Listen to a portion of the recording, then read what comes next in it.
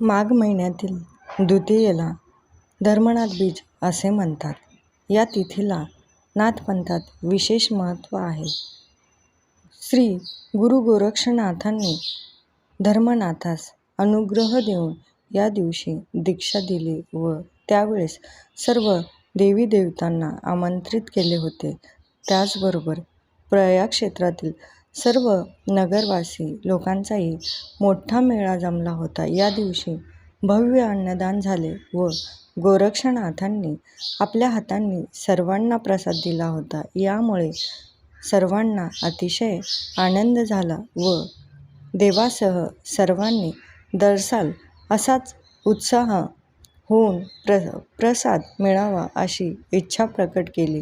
तेव्हा गोरक्षनाथांनी धर्मनाथ बीजेचा उत्सव दरवर्षी साजरा केला जाईल तेव्हा सर्वांना आनंद झाला व दरवर्षी या दिवशी उत्सव होऊ लागला.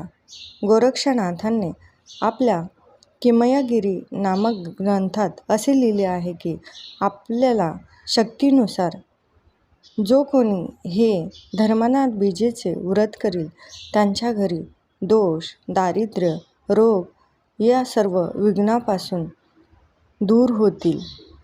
त्या पुरुषांचा संसार नक्कीच सुरळीत होऊन प्रत्यक्ष लक्ष्मी त्यांच्या घरी वास्तव्य करेल.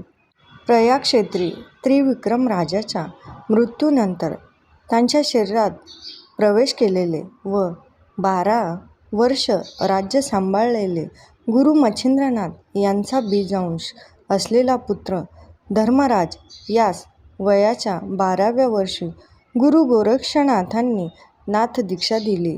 तो हा दिवस दरवर्षी धर्मनाथ बीज म्हणून साजरा केला जातो.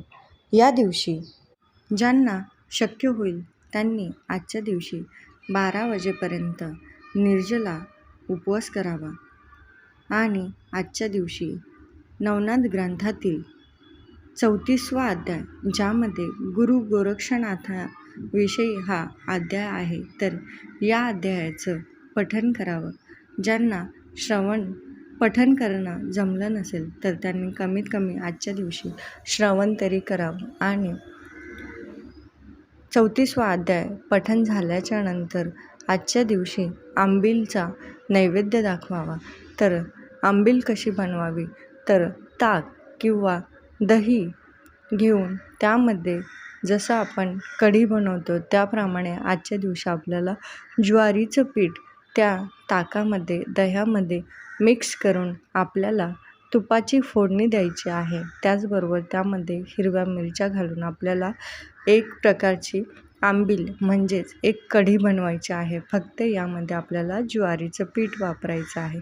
तर अशी आंबील बनवायची आहे आणि ती शंखामध्ये भरून ठेवायची, आरती करायची आणि आजच्या दिवशी चणे ज्याला की आपण हरभरे म्हणतो आजच्या दिवशी चणे, खिचडी अशा प्रकारचा नैवेद्य बनवून आज तुम्ही नाथांना हा अर्पण करू शकता. अशा प्रकारे आजच्या दिवशी गुरु गोरक्षनाथांचा 34व्या अध्यायाचं खूप सारं महत्त्व आहे आणि आपल्या घरातील दोष निरोगी आणि सुखी जीवन जगायचं असेल तर या अध्यायाचं प्रत्येकाने पठण करावं.